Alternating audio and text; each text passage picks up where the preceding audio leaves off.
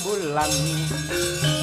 Ayo kanca padha dolanan.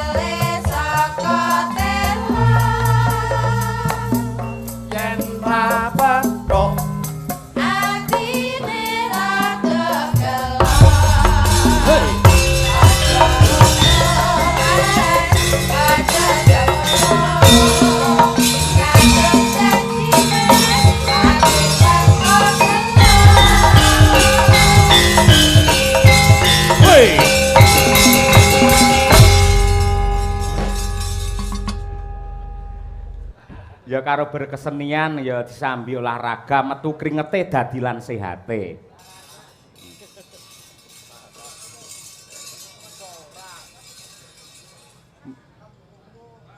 Tes. Tembungmu olahraga yamene maling apa piye? Lho nyatanipun jenengan ya joget iki kesenian. Ya Wong nggih. joget akhire dadi keringet kuwi kesehatan. Nggih. Nggih.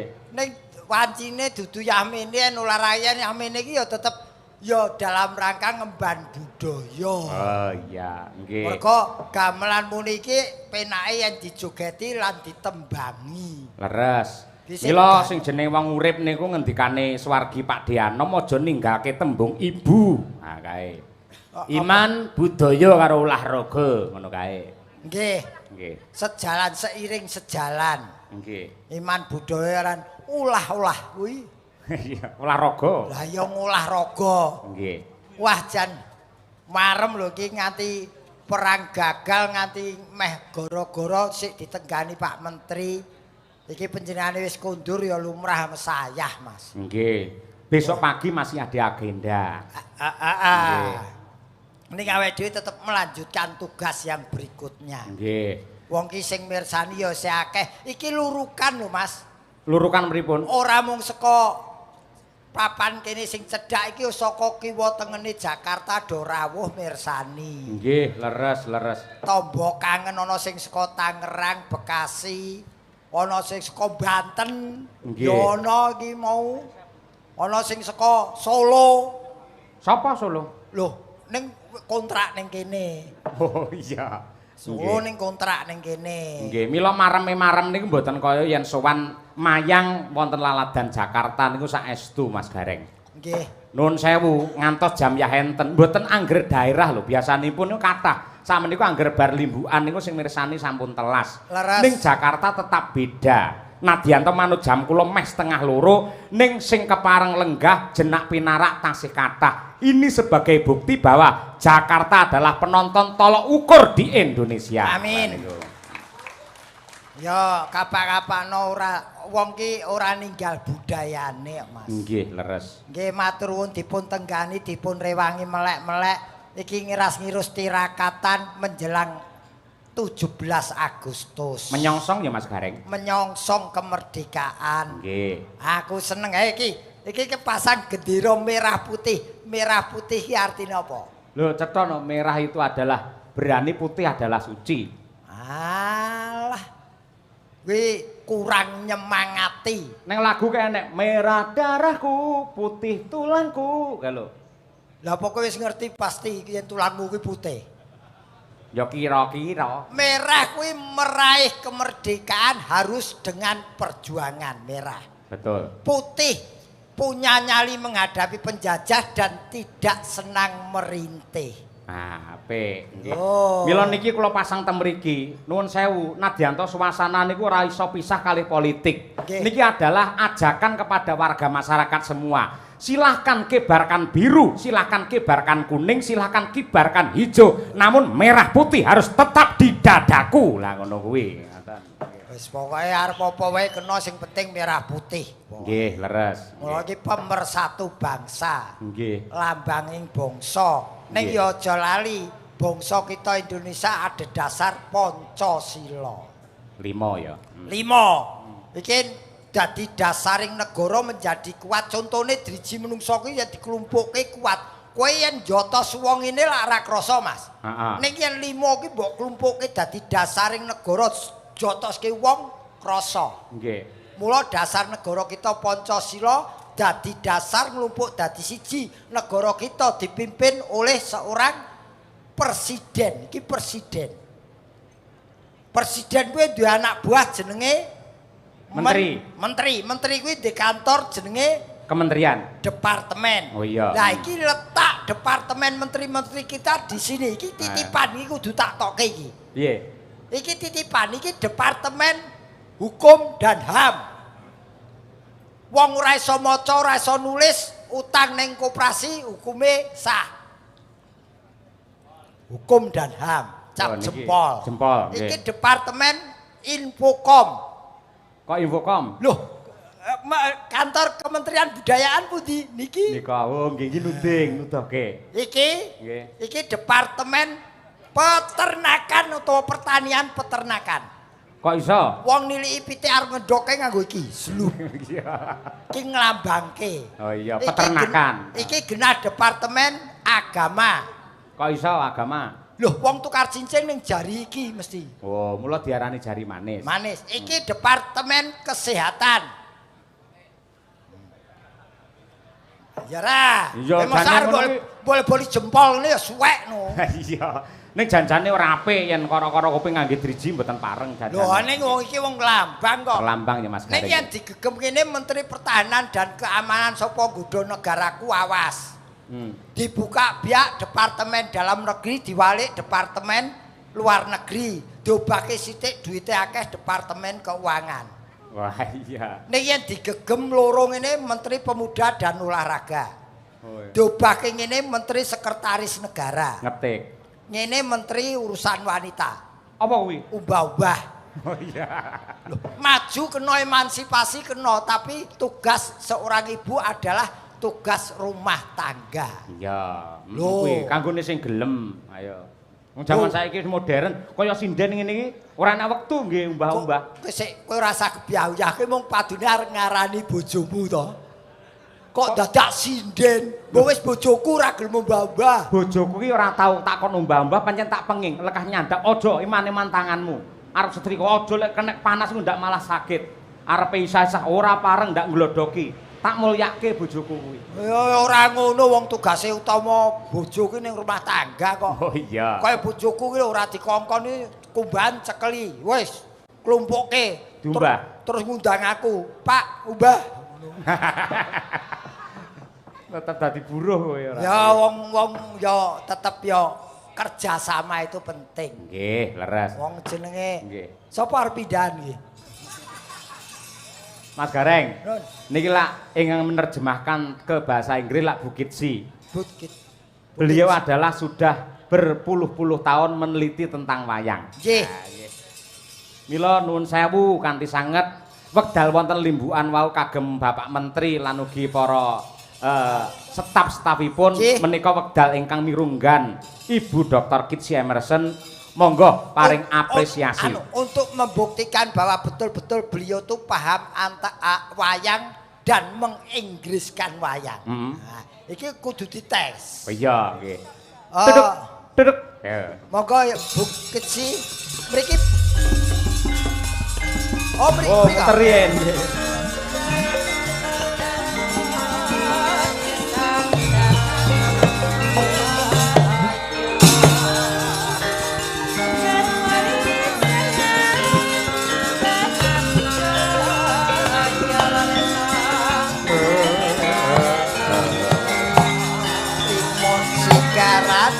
Ayo bangun bareng-bareng.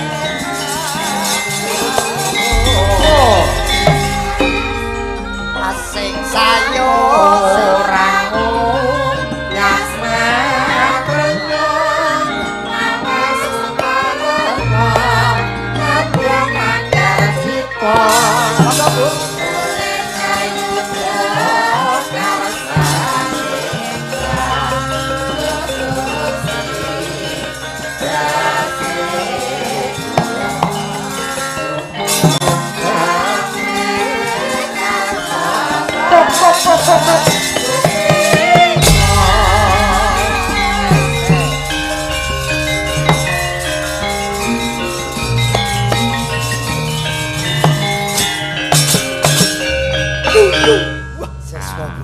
Satu-satunya penerjemah bahasa wayang ke bahasa Inggris Ibu Kitsi Emerson. Tepuk tangan untuk panjenengane. Iki nuwun sewu Mas.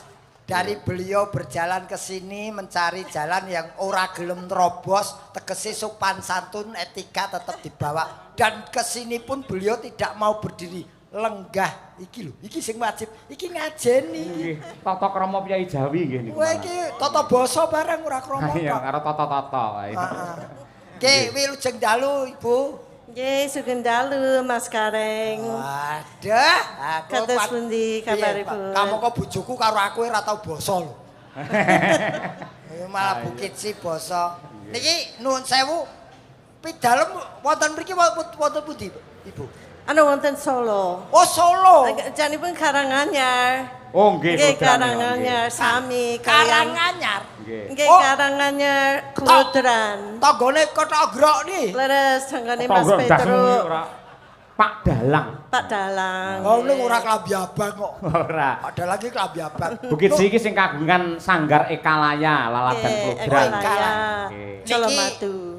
Niki ingkang mirsani kepengin sami weruh. Aslinipun saking pundi Bukit? Oh, asli saking Amerika.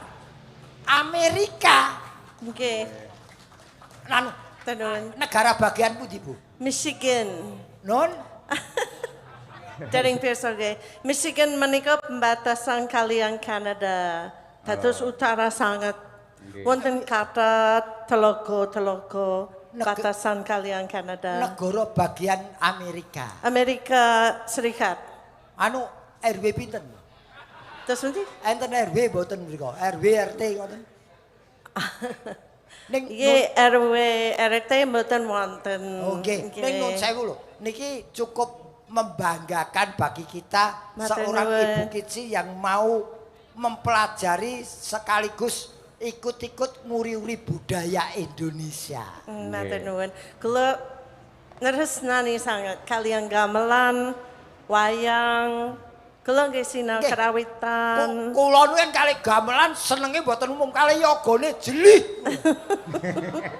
Wong joget menjadi tabuhi karo kanca-kanca kaya. Lho, ning jeleh ning tresna ngono. Nggih. Wah, penonton Jakarta hebat sangat nggih. Nggih, Ibu. Hebat sangat. Kula gametan nalika rumiyin sering wonten pentas wonten Jakarta, Jakarta Pusat, nggih Marrakesh, nggih Bekasi. Wah, penonton Jakarta kados penonton Jawa Timur nggih. Leres. Mirip. Leres. Dados anteng sirep gatosaken. Nggih. Pun panjen iki ngene Napa kok. Mbak menawi asli saking Jawa Timur? Lah nggih. Ngeten lho penonton anteng kok wayangan arang-arang. Mbok nggih dikerepi sesasi pisan. Napa malih ingkang mawi pelawak nggih. Oh, Sang saya arang-arang. Nggih Bu sami remenanipun klasik-klasik ngoten Lah niku. klasik-klasik biasanipun. nek wong ngangge dagelan sakniki hukume wajib. Nggih, nuwun sewu. Iki arepe takon apa karo Bu Kitsi? Nggih memberi apresiasi pagelaran malam ini yang diselenggarakan oleh Kementerian Kebudayaan ngoten niku. Nggih. Kementerian Kebudayaan luar biasa toh. Anu dana Indonesia Raya, kalian pintas-pintas. Leres. Mboten mandeg anggen anu nyupport kebudayaan. Nggih. Bu badhe tanget nih. Nggih. Ibu lak wonten mriki menerjemahkan wayang menjadi produk berbahasa Inggris. Nggih. Wonten Amerika kathah ingkang migatosaken mboten. Wonten mboten namung Amerika, nggih Eropa, Australia. Amargi bahasa Inggris internasional. Dados ingkang wonten Prancis, ingkang wonten Jerman, Austria, Hongaria, wonten Tokyo, wonten Singapura. Soale nggih bahasa Inggris sedaya nggih pirsa. Nek upami Bu, niki ngonoan niki. Niki diboyong teng Amerika. Oh saged. Wayangan ngangge basa Jawa kinten-kinten mriku saged nampi mboten. Menawi mboten diterjemahkan nggih angel nggih saged tamu pintas ingkang sabetan mawon. Oh ngaten, harus pakai anu penterjemahan. Nggih menawi sabetan mawon mboten ning tiyang maca remen inti cerita dan permasalahan dan tuntunannya. Nun sewu. Wonten Amerika nggih wonten gongso rigid ngeten. Wonten kata sangat, wonten kinten-kinten swidak set. Swidak set. Langkung, mbak menawi 100. Swidak. Lho teng mriki gamelan digadekke lho Bu. Ora. Niku korbane niku. Niku sampun kok. Sampun rampung. Sampun nate. Nggih. Wah, dadi cekap damel kita ingkang bangsa Indonesia niki dua, Bu. Ya bangga kebudayaan kita sampai ke Amerika tapi juga takut. Takutnya nanti justru yang memperdalam orang Amerika yang bangsa sendiri malah melupakannya. Lah mila menika dipun niki Kementerian Kebudayaan ngawontenaken ringgit dalam rangka nguri-uri dan memasyarakatkan dan menguatkan wayang kulit di bangsa Indonesia ini. Ning ibaratnya kados cinta nggih. Umpami panjenengan cinta istri. Nggih. Lajeng wonten anak ugi mencintai anak. Mboten mengurangi cinta kepada istri kan. Dados tiyang Amerika belajar gamelan mboten berarti orang sini mboten. Oh ngaten. Dados ya kados Mas Danang Surya Putra menika mucal tiyang monco. Nggih. Nggih. Kata ingkang monco. Niki anu mucal. Niki nggih mulang wong monco. Nggih. Ala nggih. Wah, dadi niyaganipun Mas Yoyok nu nggih ampuh-ampuh. Ampuh sedaya. Dosen. Nggih. Dados mboten sisa kuwatir menawi tiyang monco remen. Nggih.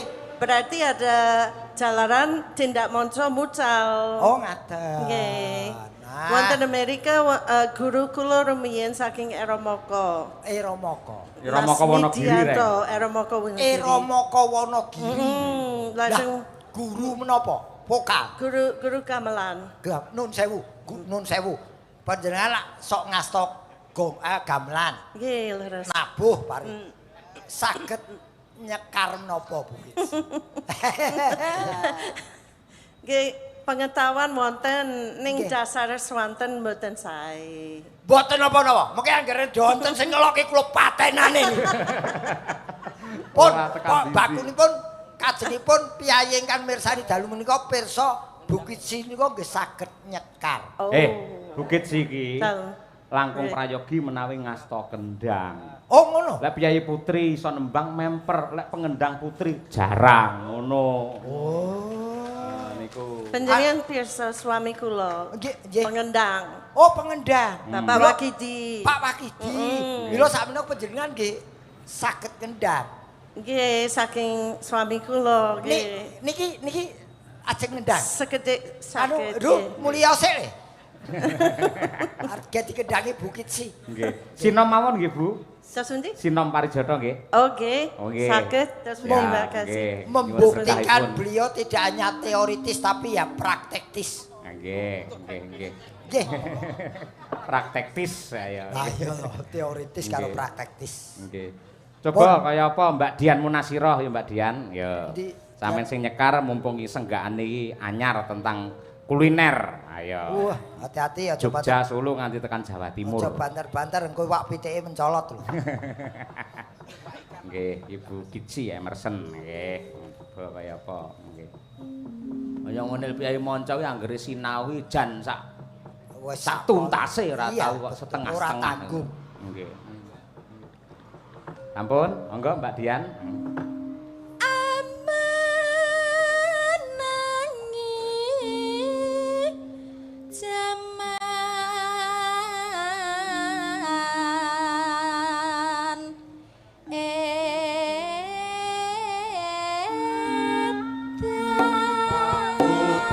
Paweton Solo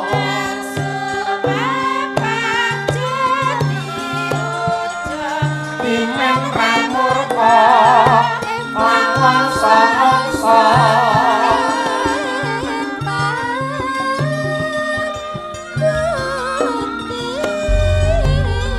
susu segar saka Boyolali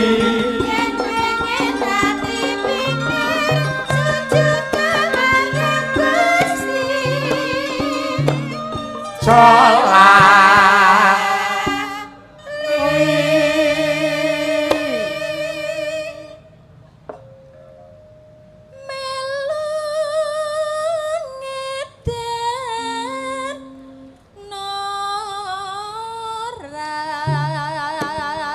Suara suling mandang suara Sego tiwul Wonogiri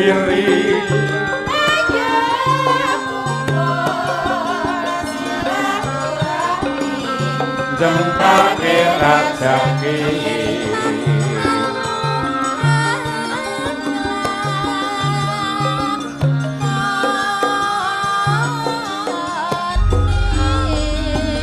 Ojo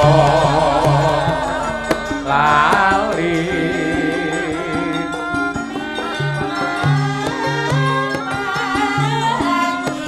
sing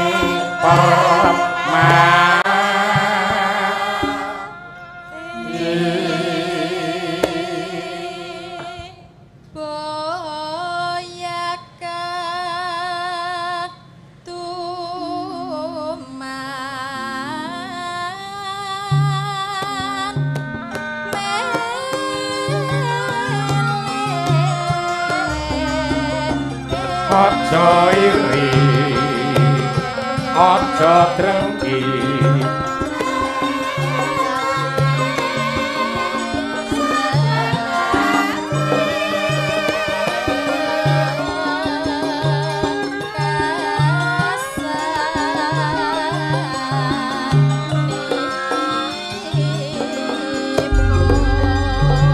saka gudeg saka kutha Yogya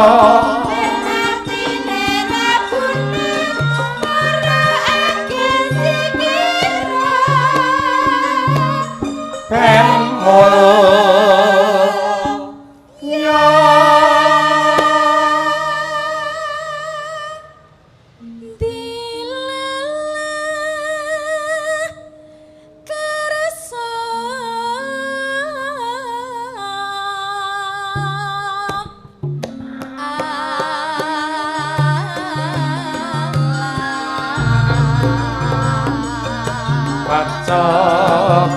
Madiun aja anyar sing padha rukun jo seneng ngelamun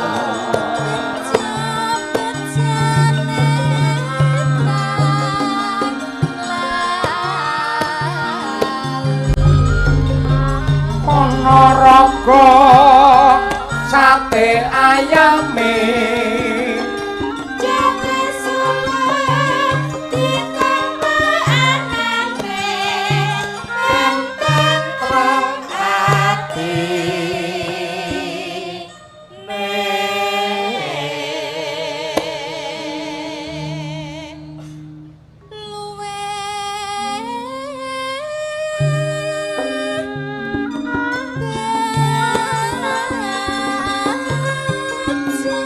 sampai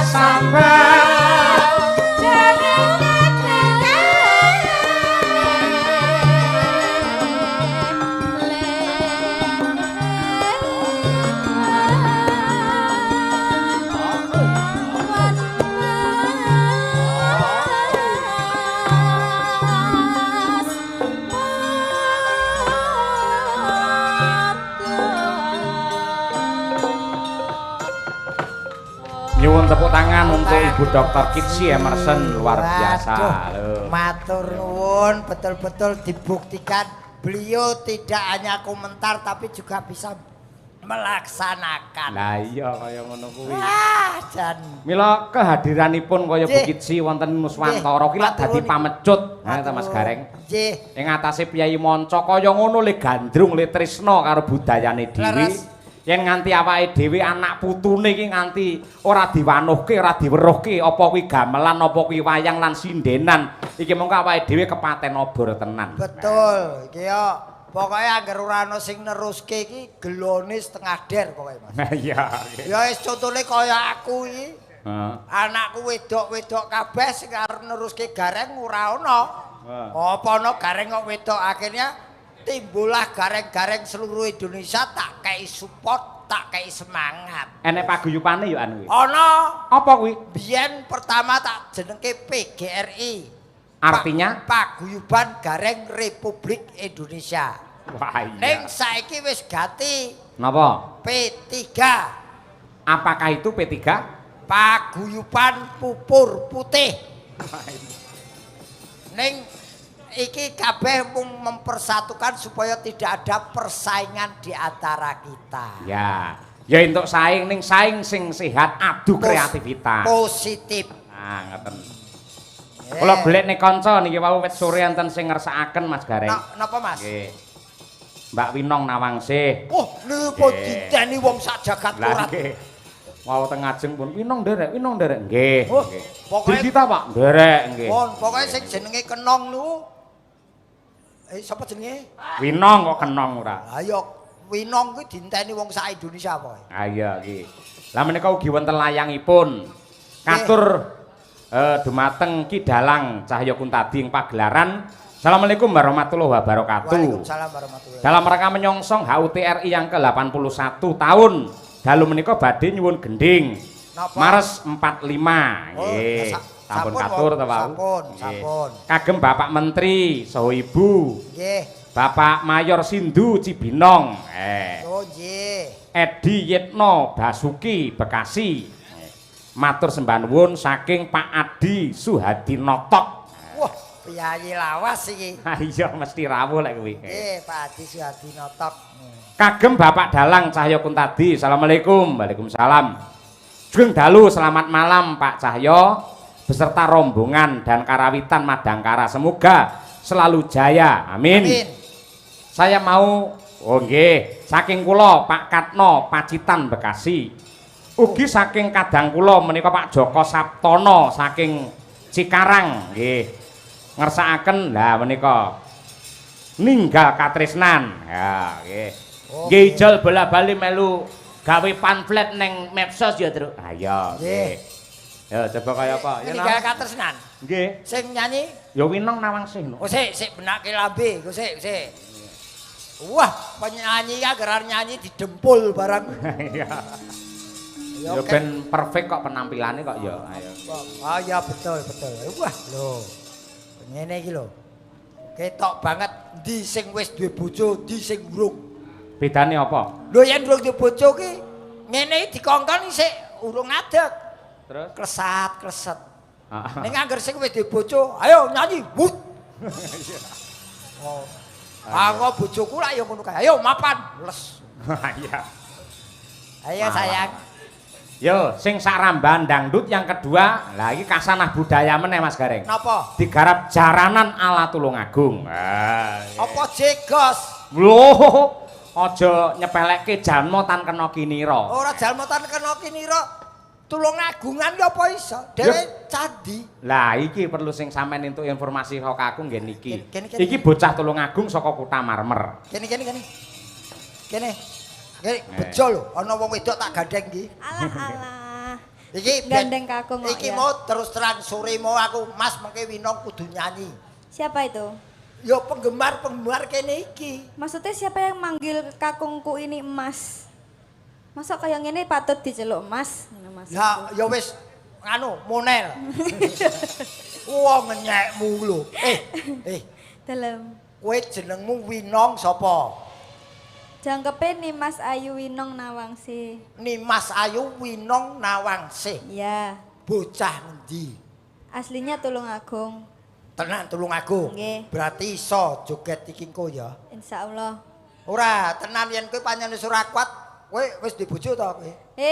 Dereng. Lho umurmu ki pira? Tesih 22 tahun. Lho 22 wis wancine ngedu kok. Masih semester 7 saya. Oh, ngerampungi sekolah sih. Nggih. Oke. Ning buktekno bahwa kamu seniwati dari Tulungagung sing iso babar kabudayaan Tulungagung. Amin. Ya, Nggih. Joget to, aku mirsani. Waduh. Saya juga mau pamer loh. Kemarin itu pas Pak Menteri menyelenggarakan Festival Sinden Muda Nasional itu saya alhamdulillah mendapat juara 1. Sinden muda. Iya. Alhamdulillah, Mbak luput. Juara siji. Iya. Loh, kok kowe iki apa muridé alap-alapan Sukesi? Kok alap-alapan pripun to? Kok alap-alapan to? Ora lah ya tegese muridé Bukesi to. Nggih no. Juara siji tingkat nasional. Nggih. Sinden Bener. Muda. Iya, Festival Sinden Muda.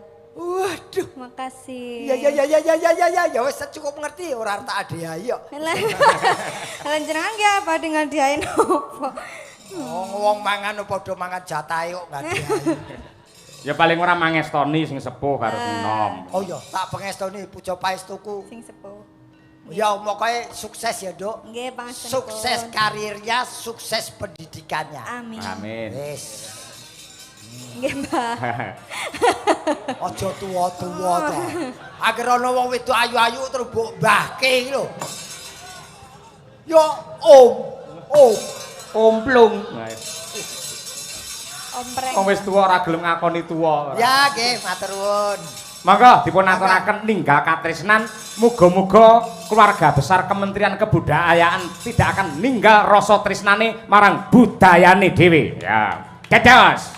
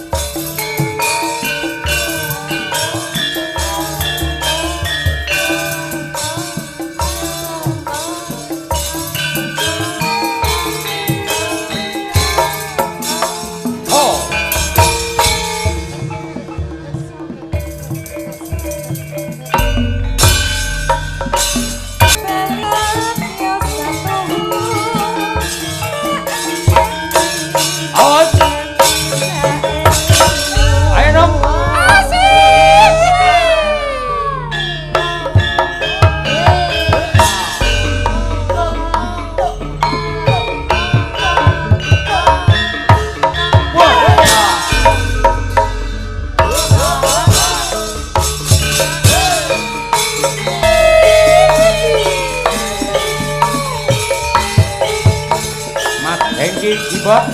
Sugeng laras, Mas. Hei.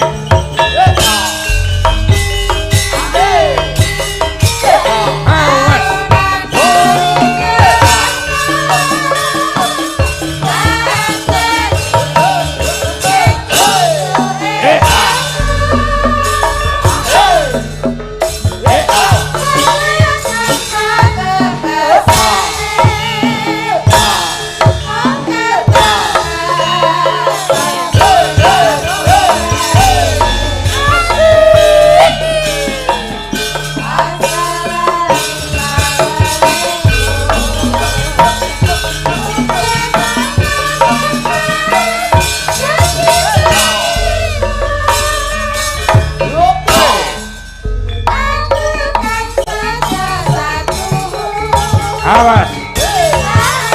Hei.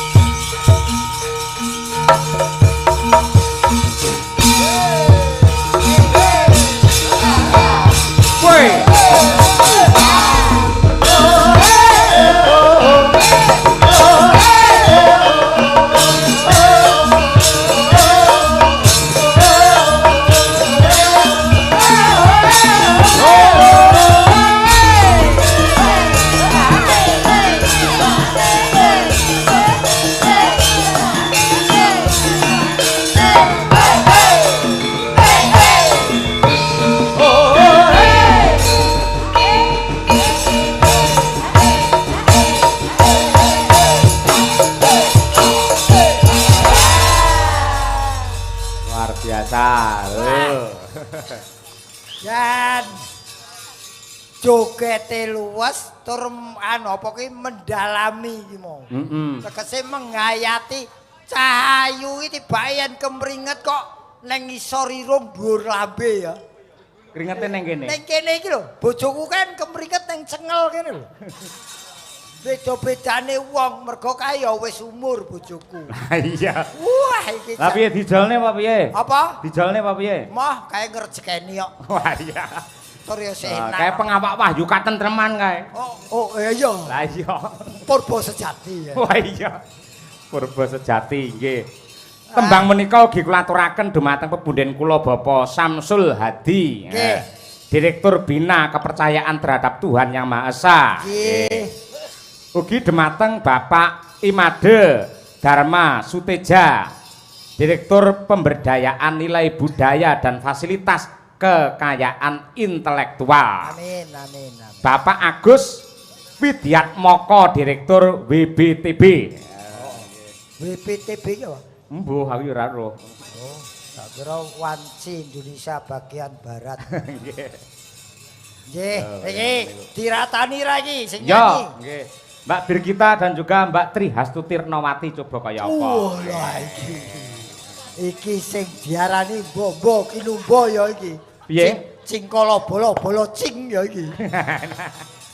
Ayo, kene cahayu.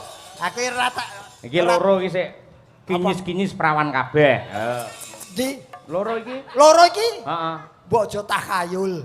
Lah piye to? Birgita Perawan. ngonoan kae. Perawan tahun 90 nih kok. Oh, wis balik nama to. Wis balik nama, mudun mesin. Ayo sayang. Aduh kene jajar Pak D, pangku Pak D. Waduh. Kene. Pak D tengah Pak D. Iki dong ngelokke aku, Mbah. Aku ra nesu mergo rambutku wis putih, pipiku wis keriput. Rambut putih bukan masalah, pipi keriput bukan masalah. Itu saya anggap hadiah dan saya syukuri. Saya bisa merasakan hadiah ini. Tapi banyak orang yang tidak bisa merasakan hadiah ini karena musibah. Hati-hati ya jenengan mungkin kegolong wong sing kena musibah lho ya. Ya kabeh didongake panjang umur, sehat barokah. Lah ya aku dongake. Kula uripe sing hati-hati. Lah ya ngono to, Nduk, Cahayu. Lho. Wong tuwa iki badine iso ngrangkul ngene barang iki lho, Mas. Pak Haji, awas Pak Haji. Apa? Sampeyan wis haji lho. Loh, engko mudhun panggung wudu meneh lah ya entuk. Ya, Bir. Dalem, Pak. Yen mau Mbak, si Bir. nganu Winong saka Tulungagung. Iya. Yen saka awakmu saka ngendi, Nduk? Dari Kediri, Pak De. Jawa Timur. Iya, Pak De. Isih sekolah Sudah lulus, Pak De. saka ngendi? Loh, isi Solo.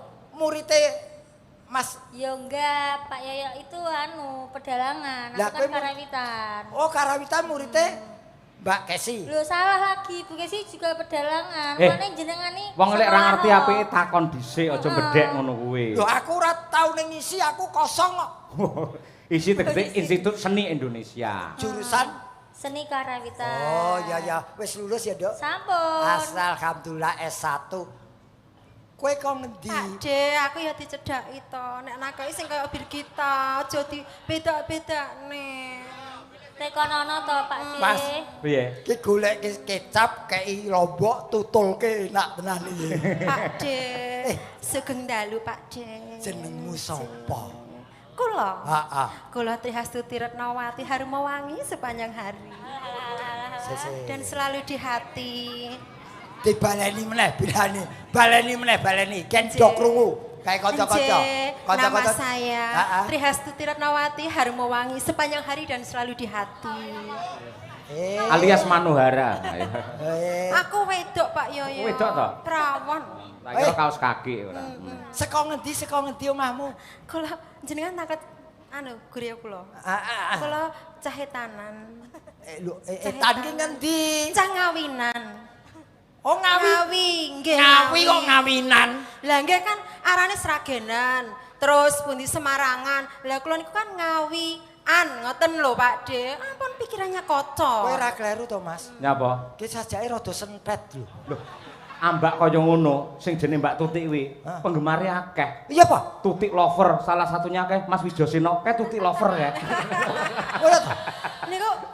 Niku adik kula niku. Oh. Iya, adik saya. Niku wae trayakon kula ngetutke mriki njaga sayang, ngoten. Kajenge mboten ilang, ngoten. Kowe iki omong apa? Ya isu-isuan lah Pak De. Ora kek sik iki takon jujur. Nggih pripun? Kowe wis di bojo. Kula. Heeh. Kula sampun. Wis di bojo. Sampun lenten napa ta Pak De jenengan napa ya wis, remen kon- kalih kon- kula? Wis Pak De remen kalih kula kok tekok ngoten. Apa? Ada hati sama saya. ya yen mendem gelem. Wah. Mendem katresnan ya, Reng. Lho ya mendem katresnan yen didasari mendem katresnan gelem. Kula nggih tresna kalih jenengan Pak De. Hah? Tresna kalih semangate panjenengan. Sing Senadyan streaming. to sepuh tesih semangat lho jenengan. Tolong Mas, sing streaming dipateni Mas. Lah ngopo? Bojoku nonton TV ku didol. Mekrok ndak anu. Tuti, Nggih. iki kowe barengi Birgita. Nggih. Kowe nenggo dawuh Pak Dalang kon nyanyi apa? Ayo, matur Pak Dalang sing apik. Pak Yoyo. Dalem. Nggih sakmenika kula niku dipun dawuhi menapa? Mas, lambene. Piye? Lambene temapuk. Terah tenan, De. Wong-wong sopan ngono kuwi, luwes kewes. Oh, wong sopan kok mujair arep dipakani. Nggih Pak Yoyo, pripun Pak Yoyo? Pripun menapanipun? Nggih lah niki kula didhawuhi menapa kula serak Nggih isin lho, nembang Pak Yoyo. no. Nembang Jenengan menapa? Laler mengeng. Iku larel wong susah lho. Kene. Ayo Bir, ala sekarang Bir. Ayo, Apa? Anu aja, Pak. Kesayangan aja. Sayangan, oh Ya. ya. Ya terake.